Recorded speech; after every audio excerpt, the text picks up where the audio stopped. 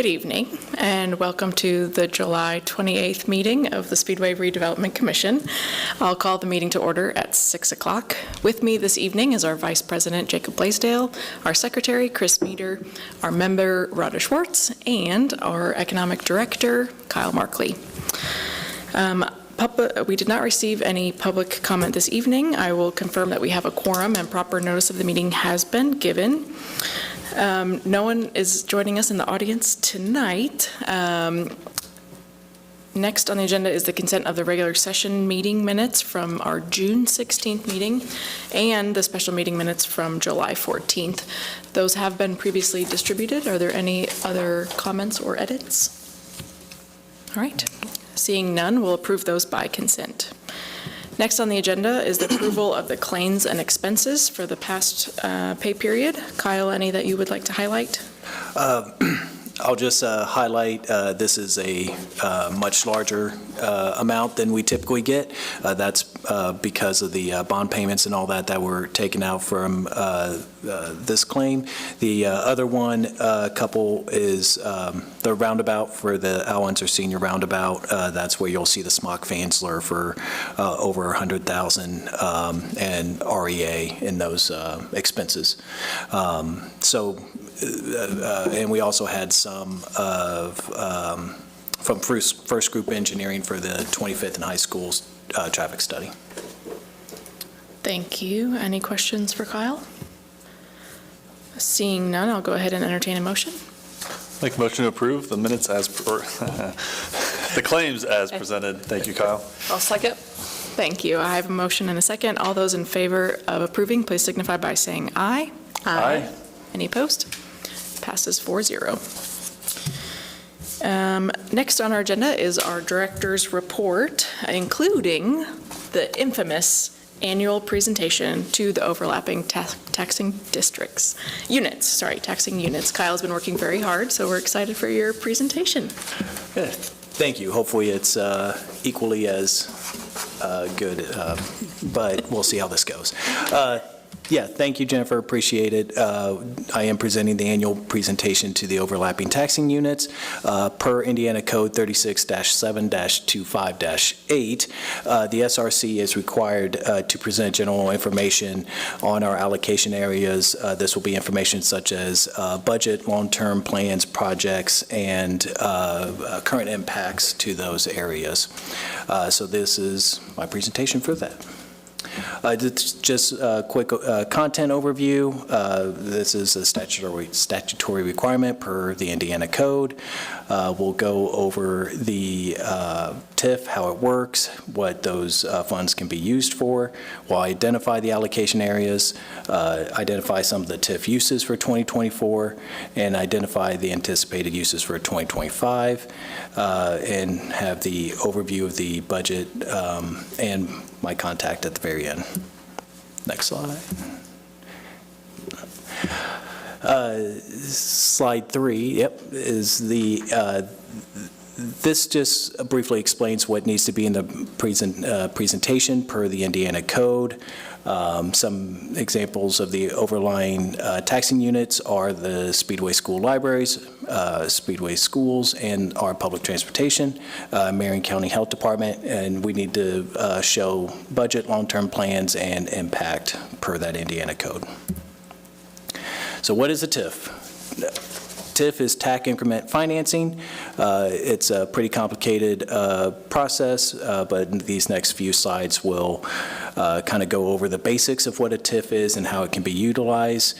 Like I said, these are very oversimplified slides on TIF, how it can be used, but it gives a good general idea on what we can be using these TIF dollars for to capture for redevelopment.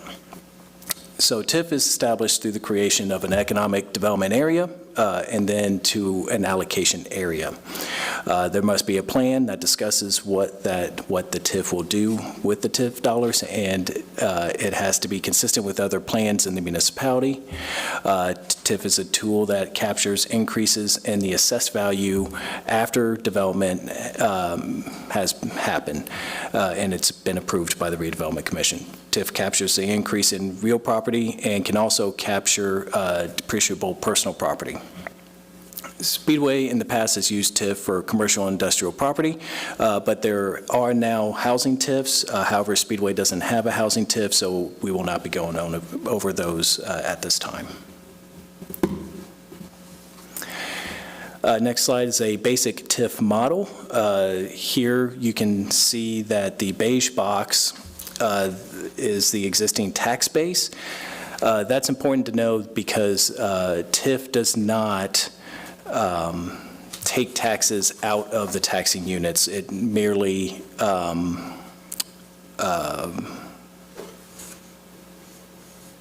Captures the increase. Yeah, it postpones is the word I was looking for, sorry. It postpones the increased assessed value. So lifespan of a TIF is 25 years. So when we start a project, we'll be in that existing tax base. Year over year, those parcels are reassessed, TIF payments are made until the debt payment is paid down. The increased taxes after all payments are made go into the TIF, called the increment or the green shaded area on the model. Those funds can be used for various redevelopment activities in the boundaries that were set or right outside the boundary of the TIF if it's determined to be used for the benefit of the TIF. After the TIF ends, that increased AV then does go back to the taxing units. Next slide, permitted uses of TIF. We can offer incentives to induce new private development. We can use it for professional services related to projects, such as maybe carry out legal, architectural, accounting, or construction drawings. We can use it for public safety, fire stations, trucks, infrastructure throughout the town to make the towns safer to bike, walk, etc. Recently, the TIF funds have been approved to be used for police and fire capital and operating expenses. We can use it for utility improvements, educational or workforce programs. TIF typically cannot be used for operating expenses or ongoing maintenance. So a kind of example of that would be a street light that's in a TIF district that goes out. We can't use TIF funds to replace the bulb. However, if the light was hit and damaged, we could use it to replace the damaged street lights. Kind of a small but significant difference. This is just quickly about the Speedway Redevelopment Commission. What SRC does, revitalization and redevelop, business attraction and retention, small business and entrepreneurial development, site preparation and brownfield remediation, increase commercial and overall assessed values, community quality of life, and workforce development. Next, we've got the Speedway TIF allocation areas map. You'll notice that this map is different from prior year. We added the 16th and Lyndhurst redevelopment project area that was approved in December 2024, I believe. Next, we'll just start to go through the financials of each TIF. We'll start with the consolidated redevelopment area. This was the blue area on the map in the previous slide. This one is different because it does have the business personal property. With that business personal property, those companies that are listed in the slide, we have their personal property that actually comes in the TIF along with the real property. This TIF was created in June 29th, 2009, and expiration is June 29, 2039. Final pay year will be 2040. This has 3 redevelopment areas, redevelopment area number 1 for the real property, redevelopment area number 1 for the business personal property, and redevelopment area number 2 for real property. Next, we've got just a quick overview of the financials year over year, starting from 2022 up to 2024. We did have in revenues about $7 million for 2024. For expenditures, we did have about $4,500,000. Next, we'll have the the Town of Speedway, Indiana Main Street Gateway Redevelopment Area, number 1. This is the Main Street Gateway. Date created was November 16th, 2015. We've got an expiration date of May 9th, 2044, and a final pay year of 2045. This was the light purple area on the prior map. Revenues in 2024 were roughly $310,000. Expenditures was roughly $451,000. Next, we got the Crawfordsville Gateway. This was created June 6, 2014, got an expiration date of July 16th, 2040, and the final pay year would be 2041. This was the yellow area on the map. Revenues, we've hit around $419,000. Expenditures was $414,000. We've also got Founders Square. This is consolidated area number 1 in the redevelopment area. This was green on the prior map. Date created was May 20th, 2019. Expiration date will be January 22nd, 2045, with the final pay year of 2046. Revenues for 2024 reached $282,000. Expenditures was roughly $216,000. I do not have a slide for the new 16th and Lyndhurst TIF, since that was created in December 2024. There was no financials to be presented. That'll be added to next year's slide. Gotcha. 2024 projects, we've got the, that we utilized the TIF for. We used gateway sign and beautification, Main Street Pocket Park design and implementation. We continued work with the Al Unser Senior Roundabout improvement design and construction drawings, debt service on bonds, legal and financial service fees, and helped with the 1300 block redevelopment. Here's just a couple pictures of the 2024 projects. This is the Speedway Gateway sign, and this is the future Al Unser Senior Roundabout. Anticipated uses for 2025, we have site preparation, pre-project due diligence, public safety, infrastructure, revolving loan program, or other economic development incentives, debt service payments, legal, real estate, and financial service fees, and to continue with town growth support projects. Overall, TIF can be used to make a community where we live, work, and play better. It is increasingly difficult for municipality budgets and the newly implemented SB 1 bill to continue to get enough funds to be able to do these types of projects. TIFs is a creative funding source that Speedway can use to be able to focus those redevelopment activities, make the town safer, more attractive place to live, work, and visit. The TIF dollars allow for activities listed on the slide to increase the place's quality of life and its attractiveness, which only goes to benefit everyone in the town. Again, I do want to state TIF does not take any funds away from the taxing units. It merely postpones those increased assessed values in those funds to get in until after the TIF has sunset. After the TIF ends, we'll have that increased assessed value for the tax base for all the taxing units. And last, I've got my contact information. If you have any questions or want a copy of the presentation, more than happy to get that to you. Just reach out to me. Great. Thank you. And then as a part of this process, does this presentation also have to get uploaded to the Gateway, or is it just the giving of the presentation that's required.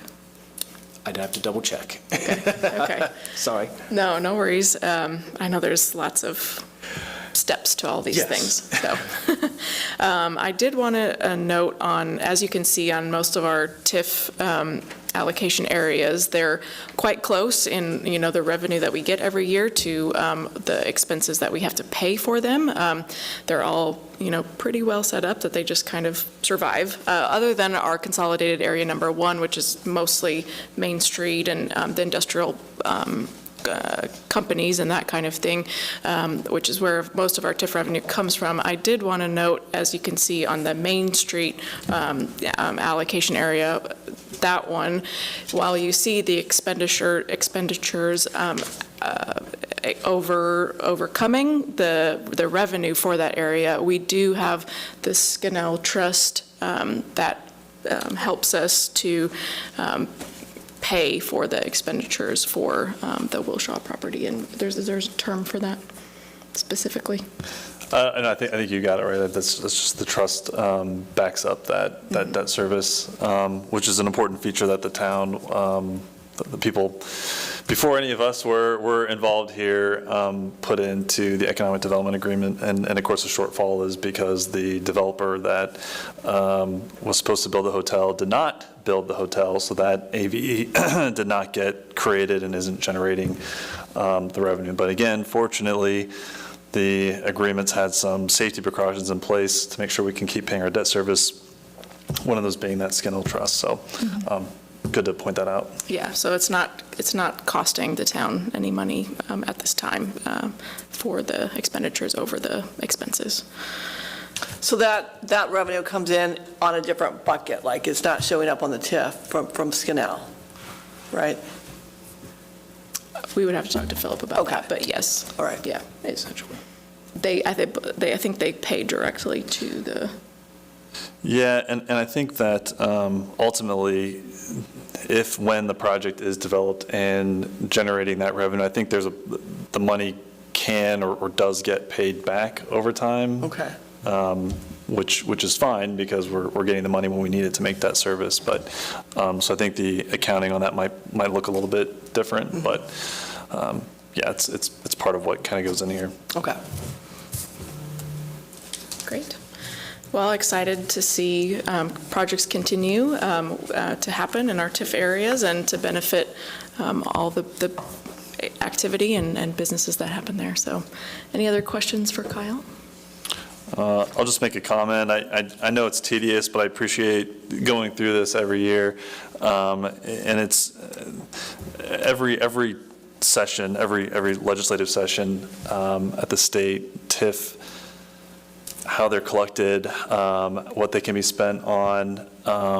There's always changes and tweaks. Sometimes they're fairly large, like we saw this past year. Other times they're technical tweaks. Sometimes they're targeting something that a specific community was doing that a legislator really didn't like, and so they're going to pass a law to stop that from happening, and it's going to apply to everybody. But there's always changes. It's always a subject of debate and discussion in various bills that are filed. So always important for us to keep a close eye on what we're doing, what we're using the funds are, how they're being spent, how they're coming in, and we'll certainly want to keep a close eye on it as, like I said, some of the legislative changes from this past session come into play in effect. So thank you, Kyle, for the thorough explanation and going through kind of also some of the basics of how a TIF gets built up and how these are all structured. Very good. No problem. You survived your first one. Thank you so much. All right. Next item on our agenda this evening is new business, of which we have none, and then also old business, which we have none. So I'll open it up to any upcoming events, community activities happening. August 17th on Saturday, the Parks Department is putting on the West Indy Art Festival at Meadowwood Park. It's all day. It's a whole collection of different performers, so it's always a nice activity. I think she has food trucks and different vendors out there as well. And lots of music. Lots of music. Bands. Yes, you don't have to stay all day, just come and go. I mean, it's quite a crowd that shows up. And then September 13th is the Jazz at the Plaza, and October 2nd is the Taste of Speedway at the Laura. Great.